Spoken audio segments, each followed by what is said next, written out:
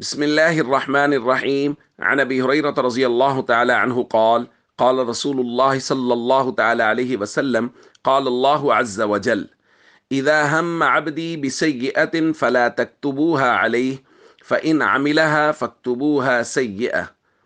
الحديث رواه مسلم۔ نبی کریم صلی اللہ علیہ وسلم نے ارشاد فرمایا کہ اللہ عز و جل ارشاد فرماتے، یعنی یہ حدیث قدسی ہے کہ اللہ نے فرشتوں سے ارشاد فرمایا، جب میرا بندہ کسی گناہ کا صرف ارادہ کرے تو صرف ارادے پر اس کا گناہ نہ لکھا کرو، فَإِنْ عَمِلَهَا، اور اگر وہ اس گناہ کو کر گزرے، فَاكْتُبُوهَا سَيِّئَةً، تو پھر صرف ایک گناہ، ایک برائی لکھو۔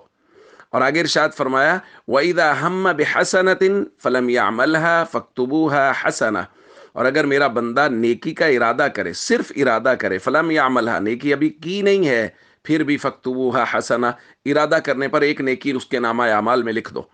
فإن عملھا، اور اگر ارادے کے بعد اس نیکی کو اس نے کر لیا ہے، فاکتبوھا عشرا، تو پھر اس کے نامہ اعمال میں 10 نیکیاں لکھ دو۔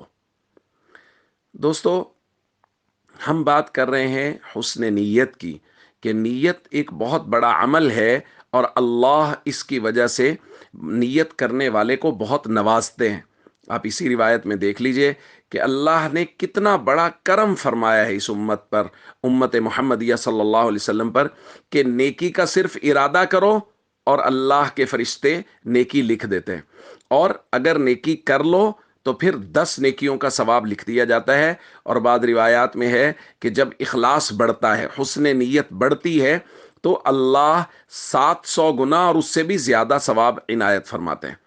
تو دوستو، یہ اللہ کی مہربانیاں ہیں، یہ اللہ کے احسانات ہیں ہم پر، اور ہمیں ان احسانات کو فراموش نہیں کرنا چاہیے، اللہ کی ان مہربانیوں کو سامنے رکھنا چاہیے، ہمیشہ حسن نیت کے ساتھ کاموں کو کرتے رہنا چاہیے۔ نیک اعمال جن کے وسائل ہمارے پاس نہیں ہیں، ان کی پوری نیت کرتے رہنا چاہیے، ان کے لیے کوشش کرنا چاہیے، اور فرائض و ارکان اسلام کی پوری پابندی کرنی چاہیے۔ السلام علیکم ورحمۃ اللہ وبرکاتہ۔